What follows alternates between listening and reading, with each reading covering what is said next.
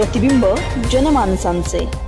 मनपा निवडणुकीत प्रभाग क्रमांक 10 रणांगणात जाधव मुर्तडकर संघर्षाने राजकारण तापले। अहिल्यानगर महानगरपालिका निवडणुकीच्या पार्श्वभूमीवर प्रभाग क्रमांक 10 मध्ये राजकीय संघर्ष तीव्र झाला आहे। शिवसेनेचे शहर प्रमुख सचिन जाधव यांनी ड प्रवर्गातून उमेदवारी जाहीर केल्यानंतर अवघ्या काही वेळात सागर मुर्तडकर यांनीही त्याच ड प्रवर्गातून आपली उमेदवारी जाहीर करत थेट राजकीय रिंगणात उतरल्याने प्रभागात खळबळ उडाली आहे। गेल्या अनेक दिवसांपासून जाधव आणि मुर्तडकर यांच्यातील अंतर्गत संघर्ष संपूर्ण नगरकरांच्या चर्चेचा विषय ठरला होता।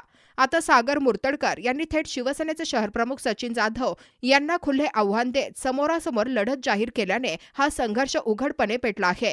दोघेही प्रभावी नेते असून प्रभागातील राजकारणावर त्यांचा मोठा प्रभाव असल्याने ही लढत अत्यंत चुरशीची ठरण्याची शक्यता आहे।